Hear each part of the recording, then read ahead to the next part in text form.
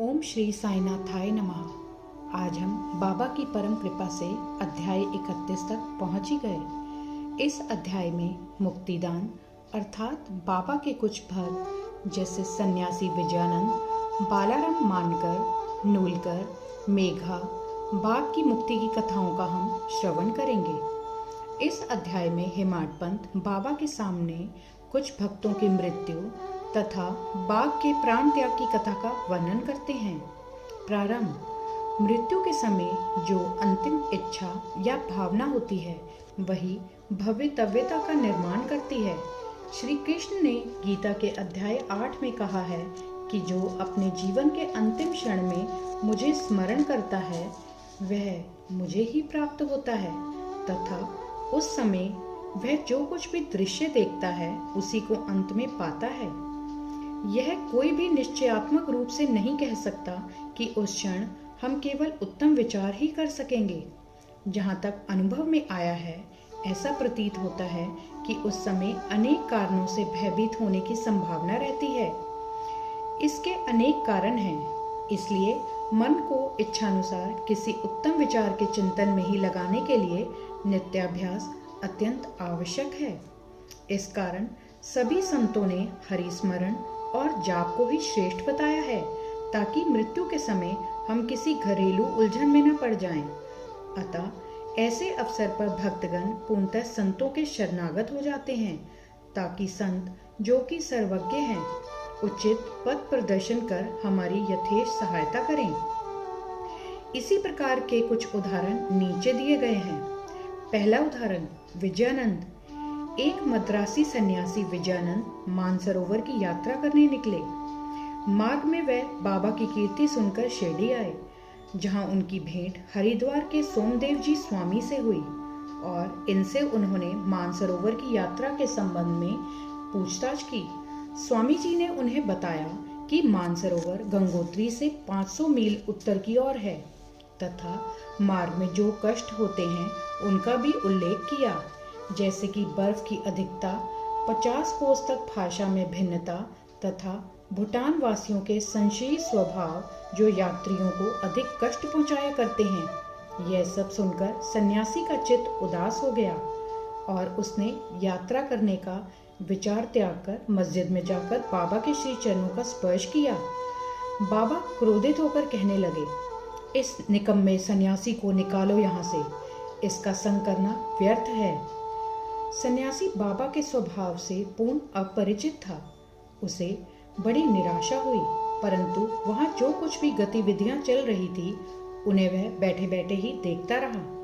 प्रातःकाल का दरबार लोगों से ठसाठस भरा हुआ था और बाबा को यथाविधि अभिषेक कराया जा रहा था। कोई पाद प्रक्षालन कर रहा था तो कोई चरणों को छूकर तथा कोई तीर्थ स्पर्श से अपने नेत्र तृप्त कर रहा था। कुछ लोग उन्हें चंदन का लेप लगा रहे थे तो कोई उनके शरीर में इत्र ही मल रहा था। जाति पाति का भेदभाव भुलाकर सब भक्त यह कार्य कर रहे थे। यद्यपि बाबा उस पर क्रोधित हो गए थे तो भी सन्यासी के हृदय में उनके प्रति बड़ा प्रेम उत्पन्न हो गया था। उसे यह स्थान छोड़ने की इच्छा ही न होती थी। 2 दिन के पश्चात ही मद्रास से पत्र आया कि उसकी मां की स्थिति अत्यंत चिंताजनक है, जिसे पढ़कर उसे बड़ी निराशा हुई और वह अपनी मां के दर्शन की इच्छा करने लगा, परंतु बाबा की आज्ञा के बिना वह शिरडी से जा ही कैसे सकता था। इसलिए वह हाथ में पत्र लेकर उनके समीप गया और उनसे घर लौटने की अनुमति मांगी। त्रिकालदर्शी बाबा को तो सबका भविष्य विदित ही था। उन्होंने कहा कि जब तुम्हें अपनी माँ से इतना मोह था तो फिर संन्यास धारण करने का कष्ट ही क्यों उठाया। ममता या मोह भगवा वस्त्रधारियों को क्या शोभा देता है। जाओ चुपचाप अपने स्थान पर रहकर कुछ दिन शांतिपूर्वक बिताओ, परंतु सावधान, वाड़े में चोर अधिक हैं, इसलिए द्वार बंद कर सावधानी से रहना, नहीं तो चोर सब कुछ चुरा कर ले जाएंगे। लक्ष्मी यानी संपत्ति चंचला है और यह शरीर भी नाशवान है। ऐसा ही समझकर यह लौकिक व पारलौकिक समस्त पदार्थों का मोह त्याग कर अपना कर्तव्य करो। जो इस प्रकार का आचरण कर श्री हरि के शरणागत हो जाता है, उसका सब कष्टों से शीघ्र छुटकारा हो उसे परमानंद की प्राप्ति हो जाती है। जो परमात्मा का ध्यान व चिंतन प्रेम और भक्ति पूर्वक करता है, परमात्मा भी उसकी अविलंब सहायता करते हैं। पूर्व जन्मों के शुभ संस्कारों के फलस्वरूप तुम यहाँ पहुँचे हो और अब जो कुछ मैं कहता हूँ उसे ध्यानपूर्वक सुनो और अपने जीवन के अंतिम ध्येय पर विचार करो।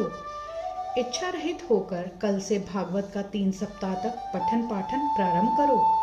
तब भगवान प्रसन्न होंगे और तुम्हारे सब दुख दूर कर देंगे। माया का आवरण दूर होकर तुम्हें शांति प्राप्त होगी।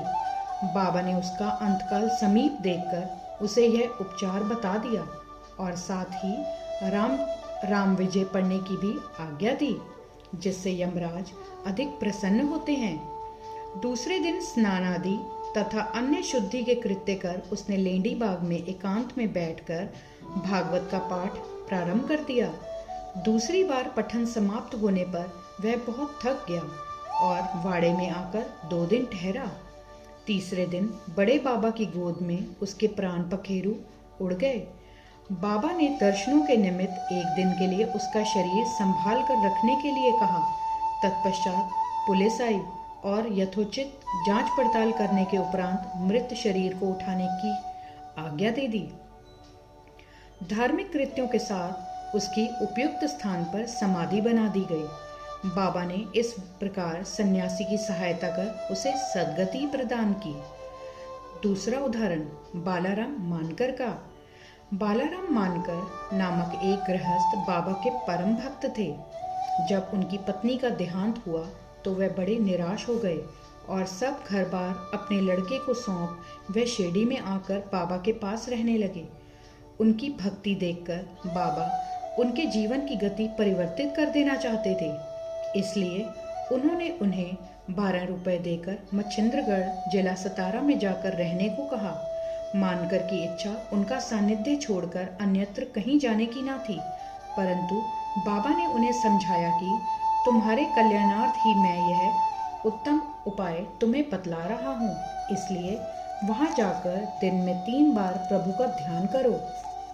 बाबा के शब्दों में विश्वास कर वह मच्छिंद्रगढ़ चला गया और वहाँ के मनोहर दृश्यों, शीतल जल तथा उत्तम पवन और समीपस्थ दृश्यों को देखकर उसके चित्त को बड़ी प्रसन्नता हुई। बाबा द्वारा बतलाई विधि से उसने प्रभु का ध्यान करना प्रारंभ कर दिया और कुछ दिनों के पश्चात ही उसे दर्शन प्राप्त हो गया। बहुधा भक्तों को समाधि या तुर्यावस्था में ही दर्शन होते हैं, परंतु मानकर जब तुर्यावस्था से प्राकृतावस्था में आया तभी उसे दर्शन हुए।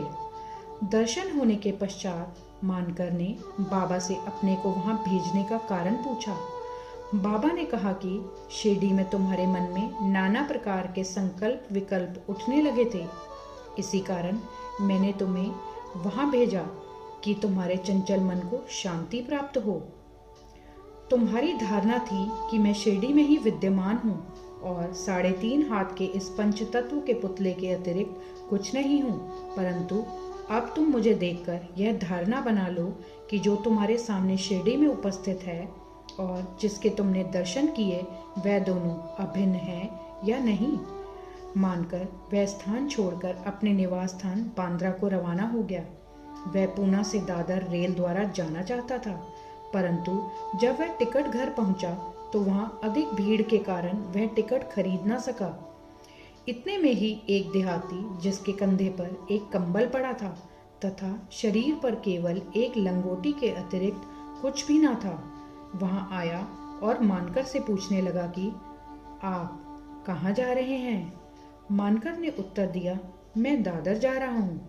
तब वह कहने लगा कि मेरा यह दादर का टिकट आप ले लीजिए, क्योंकि मुझे यहाँ एक आवश्यक कार्य आ जाने के कारण मेरा जाना आज ना हो सकेगा। मानकर को टिकट पाकर बड़ी प्रसन्नता हुई और अपनी जेब से वह पैसे निकालने लगे। इतने में टिकट देने वाला आदमी भीड़ में कहीं अदृश्य हो गया। मानकर ने भीड़ में पर्याप्त छानबीन की, परंतु सब व्यर्थ ही हुआ। जब तक गाड़ी नहीं छूटी मानकर उसके लौटने की ही प्रतीक्षा करता रहा, परंतु वह अंत तक न लौटा। इस प्रकार मानकर को इस विचित्र रूप में द्वितीय बार दर्शन हुए। कुछ दिन अपने घर ठहरकर मानकर फिर शिरडी लौट आया और श्री चरणों में ही अपने दिन व्यतीत करने लगा। अब वह सदैव बाबा के वचनों और आज्ञा का पालन करने लगा। अंततः उस भाग्यशाली ने बाबा के सम्मुख उनका आशीर्वाद प्राप्त कर अपने प्राण त्यागे।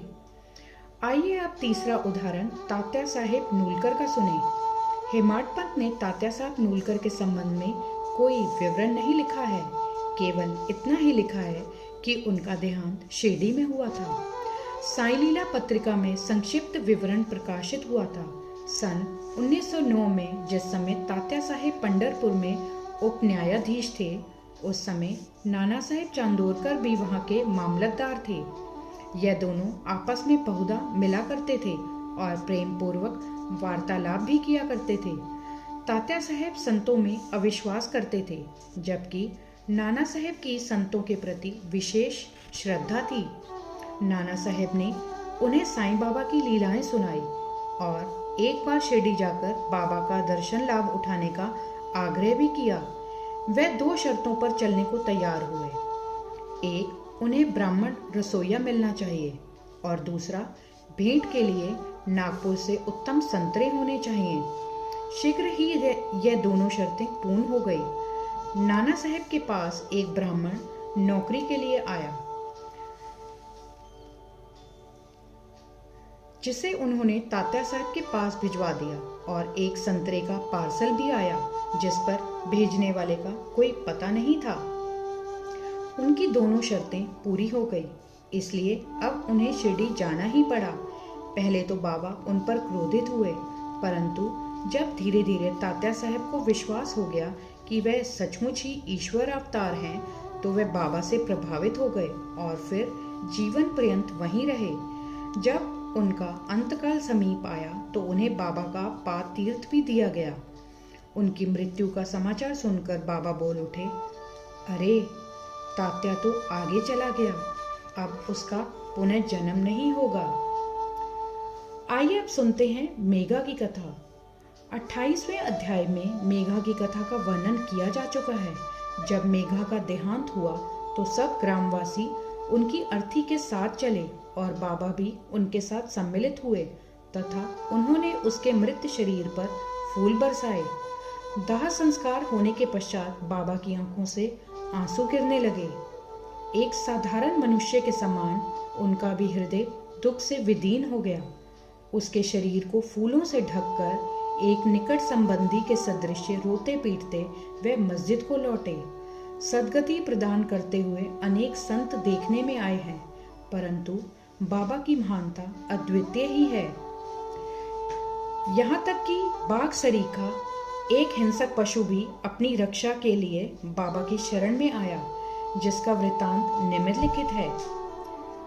आइए अब देखें कि बाघ की मुक्ति बाबा ने किस प्रकार कराई। बाबा के समाधिस्थ होने के 7 दिन पूर्व शिरडी में एक विचित्र घटना घटी। मस्जिद के सामने एक बैलगाड़ी आकर रुकी, जिस पर एक बाघ जंजीरों से बंधा हुआ था। उसका भयानक मुख गाड़ी के पीछे की ओर था। वह किसी अज्ञात पीड़ा या दर्द से दुखी था। उसके पालक 3 दरवेश थे, जो एक गांव से दूसरे गांव में जाकर उसका नित्य प्रदर्शन करते और इस प्रकार यथेष्ट द्रव्य संचय करते थे, और यही उनकी जीविकोपार्जन का एकमात्र साधन था। उन्होंने उसकी चिकित्सा के सभी प्रयत्न किए, परंतु सब कुछ व्यर्थ हुआ। कहीं से बाबा की कीर्ति उनके कानों में पड़ गई और वह बाघ को लेकर साईं दरबार में आए। हाथों से जंजीरें पकड़कर उन्होंने बाघ को मस्जिद के दरवाजे पर खड़ा कर दिया। वह स्वभावतः ही भयानक था, पर रुग्ण होने के कारण वह बेचैन था। लोग भय और आश्चर्य के साथ उसकी ओर देखने लगे। दरवेश अंदर आए और बाबा को सब हाल बताकर उनकी आज्ञा लेकर वह बाघ को उनके सामने लाए। जैसे ही वह सीढ़ियों के समीप पहुंचा, वैसे ही बाबा के तेज पुंज स्वरूप का दर्शन कर एक बार पीछे हट गया और अपनी गर्दन नीचे झुका दी। जब दोनों की दृष्टि आपस में एक हुई तो बाघ सीढ़ी पर चढ़ गया और प्रेमपूर्ण दृष्टि से बाबा की ओर निहारने लगा। उसने अपनी पूंछ हिलाकर 3 बार जमीन पर पटकी और फिर तत्क्षण ही अपने प्राण त्याग दिए हैं। उसे मृत देखकर दरवेशी बड़े निराश और दुखी हुए। तत्पश्चात जब उन्हें बोध हुआ तो उन्होंने सोचा कि प्राणी रोगग्रस्त था और उसकी मृत्यु भी सन्निकट ही थी। चलो, उसके लिए अच्छा ही हुआ कि बाबा सरीखे महान संत के चरणों में उसे सद्गति प्राप्त हो गई। वह दरवेशियों का ऋणी था और जब वह ऋण चुक गया तो वह स्वतंत्र हो गया और जीवन के अंत में उसे श्री साईं चरणों में सद्गति प्राप्त हुई। जब कोई प्राणी संतों के चरणों में अपना मस्तक रखकर प्राण त्याग दे तो उसकी मुक्ति हो जाती है। पूर्व जन्मों के शुभ संस्कारों के अभाव में ऐसा सुखद अंत होना कैसे संभव है। श्री सद्गुरु साईनाथार्पणमस्तु। शुभम भवतु। अध्याय 31 संपूर्णम। ओम साई राम।